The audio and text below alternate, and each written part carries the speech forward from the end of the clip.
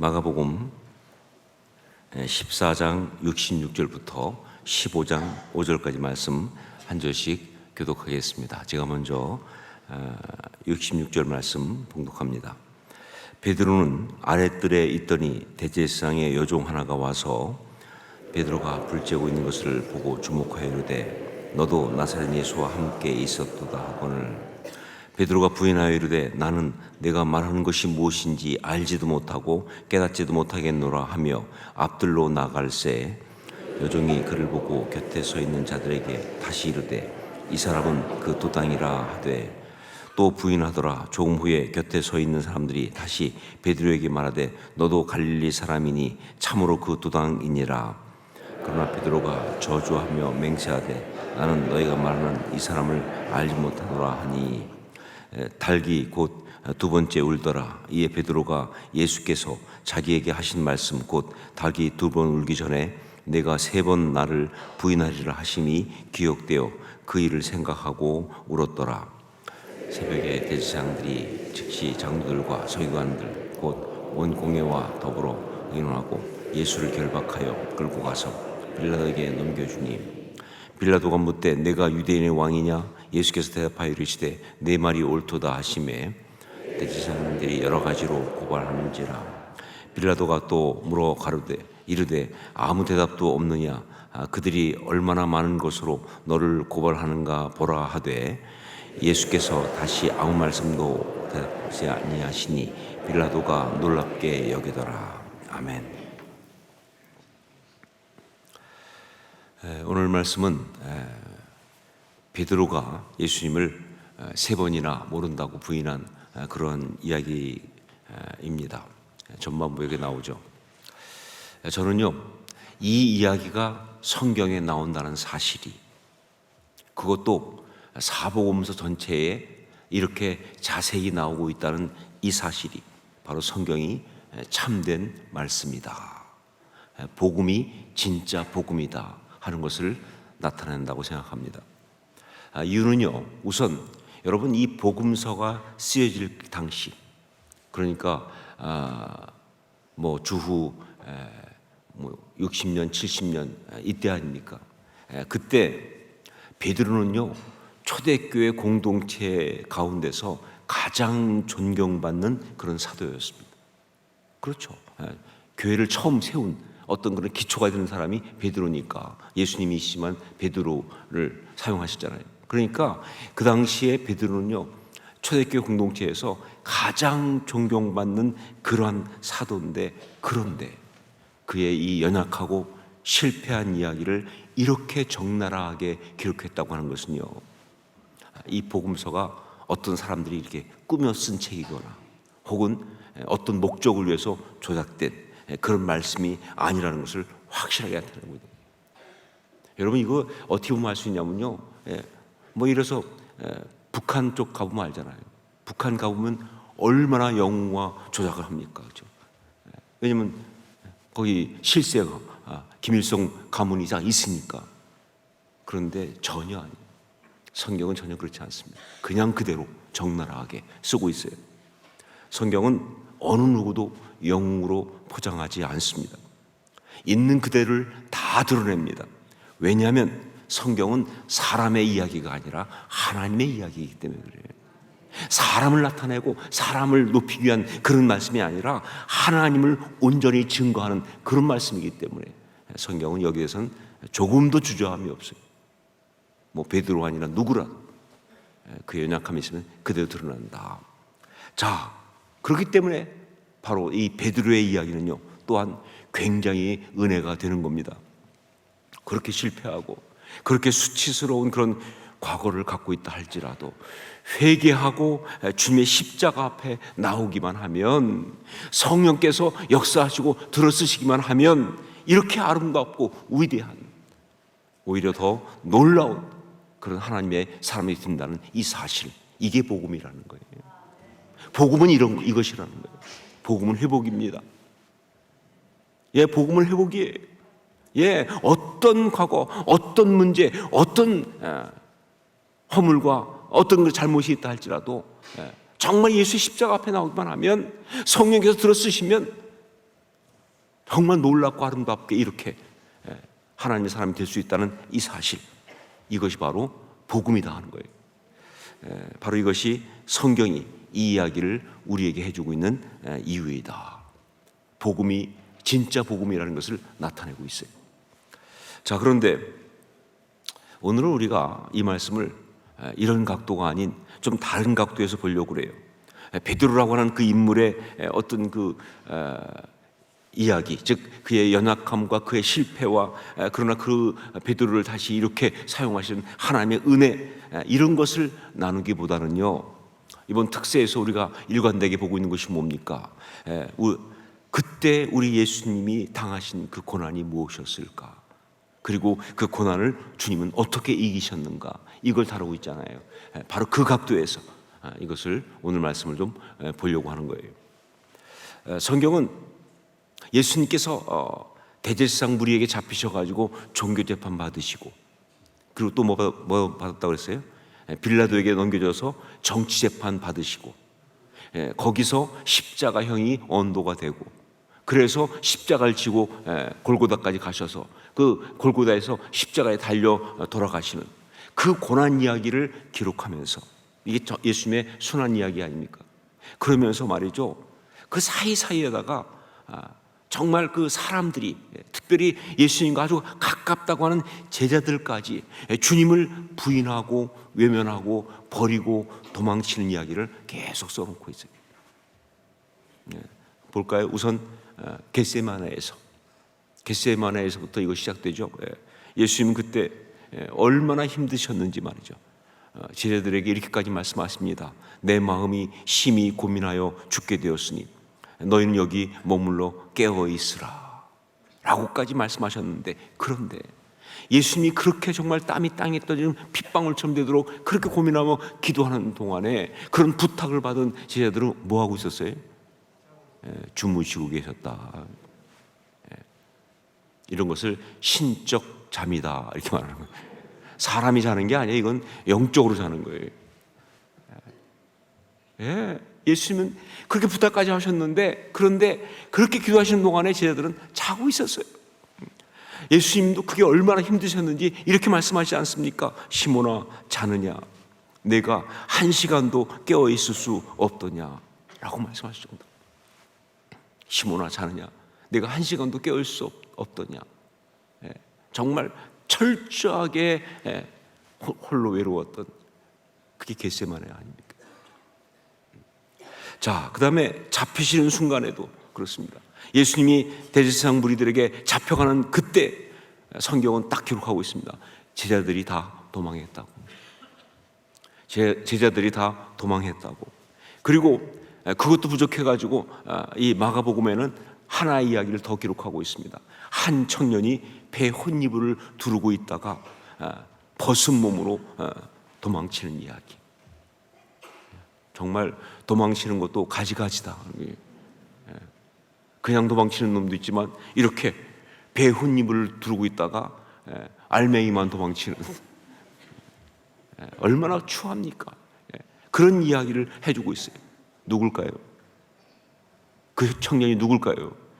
모르죠. 누군지 기록 안 돼 있으니까. 그런데 우리는 알죠. 왜? 마가복음에만 나오니까. 누구 이야기겠어요? 그죠?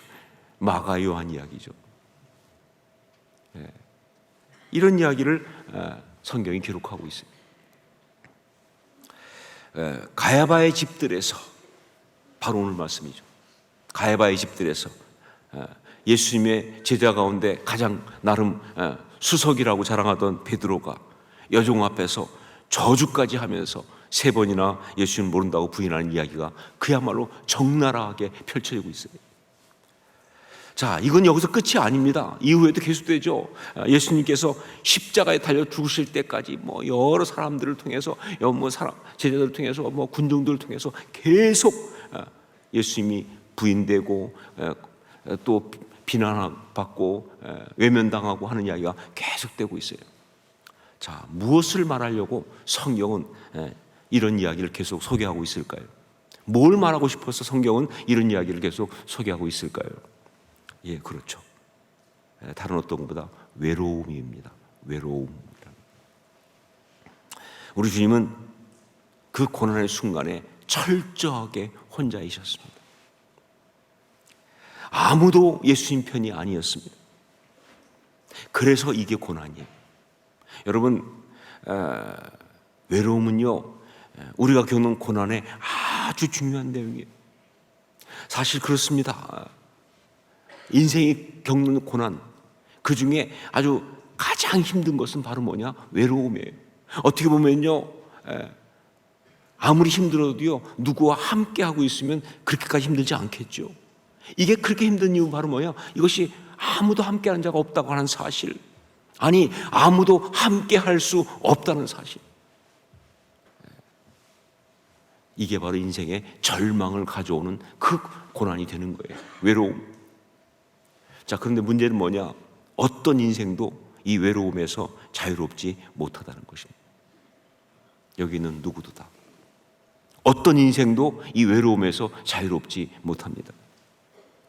이 외로움은요, 모든 사람이 가지고 있는 문제이면서 동시에 이것은 누구도 답을 가지고 있지 못한 그런 것이기 때문에 이게 정말 사실은 굉장히 힘든 고난이다 하는 것이죠. 그 오래된 영화인데 천사 탈주라고 하는 그런 영화가 있었습니다. 그러니까 영어 제목은 이제 We are no angels라고 하는 그런, 그러니까 우리는 천사가 아니다라고 하는 그런 그 영화인데, 이게 그 탈옥범 둘 이야기입니다. 이 죄수를 이송하다가 어떻게 그게 그 이송하는 차가 안에 문제가 생기면서 막 뒤집히면서 두 죄수가 탈옥을 하게 됩니다. 뭐 의도하지 않게 탈옥을 한 거예요. 그래서 탈옥을 해가지고 도망치다가 이 죄수들이 가다가 이제 옷을 갈아입을까, 그래가지고 어떻게 옷을 훔쳐 입었는데 하필이면 신부들 옷을 훔쳐 입었어요.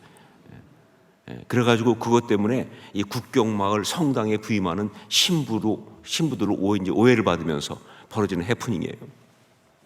그런데 그렇게 갔는데 거기서 어떤 일이 있었냐면, 사람들이 다 모인 자리에서 갑자기 앞에 있는 사람이 그 신부들 옷을 입고 왔으니까 그랬는지 갑자기 강론 설교를 부탁하는 거예요. 제가 알죠. 그게 얼마나 황당한 상황인지, 그렇죠. 제가 설교하는 사람이니까 알잖아요, 그렇죠. 갑자기 설교를 딱 부탁하니까 이게 뭐 제수들 입장에서 너무 황당하죠. 그래서 엉겹결에 그 중에 하나 더 어리버리해 보이는 제수가 나갔습니다. 그 나가서는 이제 뭐 할 말이 없잖아요. 설교가 그냥 나오나요? 그래가지고 그 제수가 나가서 이제 이렇게 주머니를 뒤져보니까 주머니에 오다가 이제 그 받아 주워서 집어넣은 전단지가 하나 있는 거예요. 뭐라도 원고가 있어야 될 거 아니에요. 그래서 그 전단지를 꺼냈어요. 근데 그 전단지가 뭐냐면 권총 광고하는 전단지예요. 권총을 이제 팔기 위해서. 그래가지고 다 혼자서 꺼내가지고 읽습니다. 일단 혼자 산길을 걸을 때, 그러다 갑자기 곰을 만났을 때, 그 곰이 당신을 향해 달려들 때, 그러나 도망칠 수도 없고 도와줄 수 있는 사람이 아무도 없을 때, 그때 당신에게는 무엇이 있는가? 이 전단이. 은혜 받으시면 안 되는데. 그리고 나서 그 다음에 전단지 마지막 뭐가 나와요? 콜트 권총. 콜트 권총이 있습니다. 이게 나오는 거예요. 콜트 리볼버 권총. 그런데 탈옥범도 차마 거기까지 못 가는 거예요. 앞에까지 쫙 읽었는데 마지막에 콜트 권총이 있습니다. 이거는 할 수가 없잖아요. 그러니까 거기까지 읽고는 머뭇 어떡할지 몰라가지고 막 그러다가 그냥 혼잣말처럼 그럽니다. Nothing. 사람들이 막 은혜를 받아서 난리가 났어요. 맞아, 아무도 없어. Nothing. 아무 대책이 없어. 그러니까 막 그래서 사람들이 와서 막 너무 은혜 받았다고, 여태까지 들은 강론 중에 가장 와닿는, 정말 너무나 인생의 실존을 리얼하게 말한 너무 은혜로 막 하면서 인사하는데 막 격하게 공감하면서 말이죠. 그러니까 코미디 영화죠, 그렇죠? 근데 저는 그걸 보면서 사람들이 왜 그렇게 격하게 공감할까? 그렇죠. 이게 모두의 문제거든요. 네, 인생이라고 하는 산길을 혼자 걸을 때, 그러다 곰을 만났을 때 도와줄 사람도 없어요. 당신에게 뭐가 있습니까? Nothing. 아무것도 없잖아요. 이게 우리의 실존이라는 거예요. 이게 외로움이라는 거예요. 바로 예수님도 그 외로움의 고난에 빠지신 거예요. 예, 지금 예수님도 그 외로움 고난에 빠지신 겁니다. 십자가를 지고 죽어야 하는 그 어떤 어려운 상황인데 아무도 옆에 있지 않아요. 아무도 도와주지 않습니다. 아무도 함께 할 수가 없어요. 자, 그런데 예수님은 그 외로움을 어떻게 이기셨을까 하는 거죠. 예수님은 그 외로움의 고난을 어떻게 이기셨을까? 이렇게 철저하게 홀로 버려지시면서 그 고난을 예수님은 어떻게 이기셨을까? 그 답을 우리는요, 오늘 말씀의 후반부인 바로 15장 1절부터 5절 빌라도의 법정에 선 예수님의 모습에서 그 답을 우리가 정확하게 얻을 수가 있습니다. 5절 말씀을 함께 읽겠습니다. 5절 같이 읽습니다. 예수께서 다시 아무 말씀으로도 대답하지 아니하시니 빌라도가 놀랍게 여기더라. 여러분, 예수님의 이 고난당하신 이야기를 보면요, 또 하나 아주 여러 번 나오는 게 뭐냐면요, 예수님의 침묵입니다. 이미 이사야 53장 7절 그가 곤혹을 당하여 괴로울 때에도 그의 입을 열지 아니하였으며 마치 도수장으로 끌려가는 어린 양과 털 깎는 자 앞에서 잠잠한 양같이 그의 입을 열지 아니하였도다 라고 예언된 것처럼, 그 예언을 성취한 그런 것처럼 예수님은 정말 여러 번 침묵하셨습니다. 자, 여러분, 여기서 우리가 받을 수 있는 첫 번째 메시지가 뭐예요? 그렇죠, 고난의 상황에서 그것을 이기는 아주 중요한 방법이 뭐다? 침묵이라는 거예요. 이건 그냥 나온 이야기가 아니에요. 예, 고난의 상황에서 어려움 겪을 때 그걸 이기는 신앙의 아주 중요한 모습이 바로 뭐다? 침묵이라는 거예요. 바로 그것을 이야기하고 있죠. 자, 그런데 예수님의 침묵은요, 사실 상황에 따라 의미가 조금씩 다릅니다. 어떤 경우에는요, 사랑하는 사람들을 통해서 자신을 공격하는 마귀의 괴계에 넘어가지 않기 위하여 침묵하는 경우가 있어요. 마귀의 괴계에 넘어가지 않기 위하여 침묵하는 거예요. 예, 거기서 소리 지르면, 거기 같이 소리 지르고 싸우면 결국 뭐예요? 마귀의 괴계에 넘어가는 거예요. 예, 공동체가 다 파괴됩니다. 그래서 침묵하는 경우가 있어요. 예, 가룟 유다의 배신의 순간에 침묵하신 것이 바로 그걸 의미하죠. 그래서 침묵하는 것이다 하는 거죠. 자, 또 어떤 경우에는요, 좀 각도가 좀 달리 말하면 이야기해봤자 그게 자신을 비참하게 할 뿐 아무 도움이 되지 않으니까 침묵하신 경우가 있어요. 때때로요, 소리 지르는 것이 자기를 더 비참하게 합니다. 그건 무력한 짓이에요. 막 얘기한다고 말한다고 그게 전혀 도움이 안 돼요, 사실은요. 그러니까 자신을 비참하게 할 뿐 전혀 도움이 되지 않으니까 침묵하시는 그런 경우도 있어요. 대제사장과 종교인들에 대해서 침묵하신 것이 바로 그런 겁니다. 말해봤자, 설명해봤자 전혀 도움이 안 돼요. 그런다고 뭐 들어주는 것도 아니고요. 백성들의 비난과 무리들의 아우성에 대해서 침묵하신 것도 그겁니다. 말해봤자 들을 것도 아니에요. 그러니까 말하지 않는 거예요. 침묵하는 거예요. 자기한테 전혀 도움이 안 되니까. 자, 그런데 오늘 여기에서의 침묵은요, 빌라도에게 또다시 침묵하셨다. 아무 말도 하지 않으셨다. 오늘 이 말씀에서 침묵은 그 의미가 좀 다릅니다. 이건 무슨 뜻이냐? 이건 바로 하나님만 바라보는 침묵입니다. 하나님만 바라보겠다고 하는 침묵이에요. 보세요. 주변에 사람들이 예수님을 다 부인하고 버리고 떠나고, 정말 수많은 사람들이 예수님을 비난하고 공격하고, 그 대제사장과 종교 지도자들은 아예 고발까지 해서 빌라도까지 앞에 끌고 나갔는데, 그런데 이런 상황에서 그 빌라도는 그래도 예수님께 호의적이었습니다. 대제사장이 막 고발하고 있는데 거기에 대해서 뭐예요? 빌라도는 그래도 뭐예요? 예수님께 너의 대답은 무엇이냐? 라고 물어주는 사람이에요. 물어줄 뿐만 아니라 들어주려고 하고 있습니다. 물론 이건 정치적인 입장 때문에 그런 거죠. 그 당시 유대 그 지도자들과 그리고 로마 총독 사이는 굉장히 팽팽한 갈등 관계였어요. 사실은 이 로마의 아부학에서 그 종교 지도자들이 있지만 그들이 약간 그래도 반로마적인 어떤 그런 민족 정서를 같이 속에 품고 있기 때문에 이 권력자들끼리 같은 편이긴 하지만 아주 민감하게 갈등하는 그런 관계예요. 자, 그런 상황 속에서 이 대제사장과 이 사람들이 예수님을 갖다가 이제 고발했으니까 이 빌라도 입장에서는요, 그냥 그들이 미워서라도 예수님께 조금 호의적일 수밖에 없는, 혹은 그들을 견제하기 위해서 예수님한테 조금 호의를 보이는 이런 상황이 지금 펼쳐지고 있는 거예요. 더군다나 빌라도는 이 상황에서 결정을 해야 되는 상황인데 그게 어떤 결정인지 알잖아요. 예수님을 갖다가 이제 십자가에 하게 되면 잘못하면 이 군중들의 어떤 그런 공격을 받을 수 있는, 예수님을 추종하는 분들의 어떤 그런 비난을 받을 수 있는 그런 아주 어려운 결정을 하게 하는 걸 알기 때문에 더 그래서 예수님에게 약간 호의적인, 그쪽에 좀 마음을 주는 그런 거예요. 자, 그런데 이렇게 되면요, 세상 없어도 마음이 무너집니다.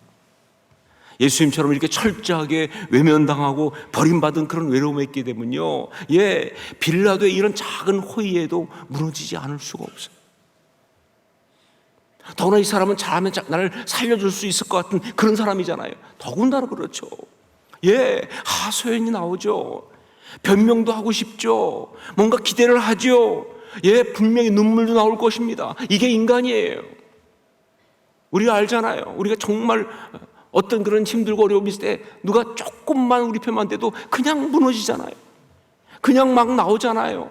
서러움 폭발하잖아요. 자꾸 기대고 싶잖아요. 그 사람에게 좀 뭐라도 말하고 어떤 거 얻고 싶어하고, 그래서 자꾸 자기 마음을 열잖아요. 그런 상황이에요. 그러지 않을 수가 없는 상황이에요. 외로움이라고 하는 고난은 그만큼 힘든 것이기 때문에 그런 거예요. 그런데 빌라도가 이상하게 여길 만큼 예수님은 다시 침묵하셨다는 거예요. 지금 상황은 분명히 그렇게 물었을 때 뭐라도 막 얘기할 것 같은 분위기인데 예수님은 다시 침묵하셨어요. 그 빌라도 앞에서 입을 다무셨어요. 무슨 뜻이냐? 그렇습니다. 예수님은 이 외로움을 이기기 위하여 사람을 바라보지 않고, 사람을 의지하지 않고 오직 하나님만을 바라보겠다는 것, 바로 그것을 표현하신 것. 사람을 바라보지 않고, 사람을 의지하지 않고 오직 하나님만을 바라보겠다는 것, 이거예요. 여러분, 십자가는요, 오직 하나님만 바라보는 게 십자가를 지는 겁니다. 십자가는요, 오직 하나님만을 의지하는 것, 그게 십자가예요. 이 외로움이라고 하는 고난을 어떻게 이길 수 있는가? 세상 사람들이 다 나를 버리고 떠났지만, 아무도 내 곁에 없지만, 정말 철저히 혼자인 것 같지만, 그러나 그 순간 하나를 깨닫습니다. 그러나 하나님이 여전히 나와 함께 계시다라는 사실을 깨닫고, 그러면서 오직 하나님만 바라보면서, 하나님, 당신 한 분이면 충분합니다. 그 고백을 하는 순간 그 외로움을 이기는 거예요. 어디 가서 무슨 일을 해도 이길 수 없어요. 세상 사람이 하는 것처럼 술을 마시고 어디 무슨 모임에 가고 사람 찾아가고 아니요, 사라지지 않습니다. 이 인간의 가장 근본적인 실존적인 외로움은요, 그렇죠, 하나님을 발견해야 돼요. 하나님 나와 함께 계시다. 그래서 이 하나님만을 바라보겠다고 결단해야 합니다. 그리고 고백해야 하는 거예요. 하나님, 당신 한 분이면 충분합니다. 하나님만 계시면 됩니다. 하나님만 아시면 됩니다. 여러분, 고난이 축복이다 이런 말 들어보셨죠? 그렇죠? 볼수록 그래요. 고난은 축복이에요. 그런데 고난이 축복이라고 말할 때 이 외로움이라고 하는 이 고난은 어떻게 축복이 되느냐? 다른 어떤 것보다도 바로 하나님을 발견하게 하기 때문에, 하나님만을 바라볼 수 있게 하기 때문에 그러는 거예요. 하나님 한 분만으로 충분하다, 그 고백을 할 수 있게 하기 때문에 이게 축복인 거예요. 전 여러분도 이 축복 가운데 설 수 있기를 주님을 축원합니다. 십자가를 지시기까지 우리 예수님이 당하신 그 고난의 여러 가지 가운데 아주 큰 것은 바로, 아주 무서웠던 것은 바로 이 지독한 외로움이었습니다.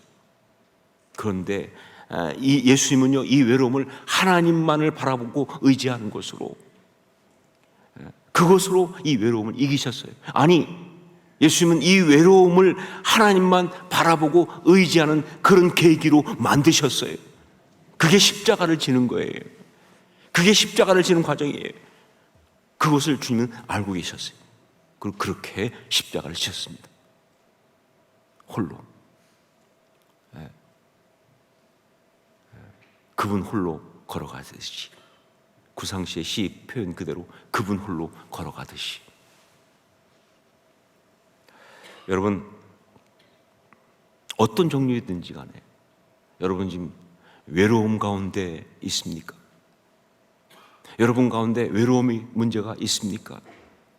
예, 어느 순간 외로움이 밀물처럼 밀리기도 하고 석양처럼 내려앉는 그런 경험을 해봤습니까? 네, 그 모든 순간에 예수님처럼 하나님만 바라보실 수 있기를 주님을 축원합니다. 하나님만 바라봐야 돼요. 우리 하나님만 계시면 됩니다. 우리 하나님 한 분이면 충분합니다. 이렇게 고백하는 십자가 신앙으로 우뚝 설 수 있기를 주님으로 축원합니다. 우리 같이 기도하기 원합니다.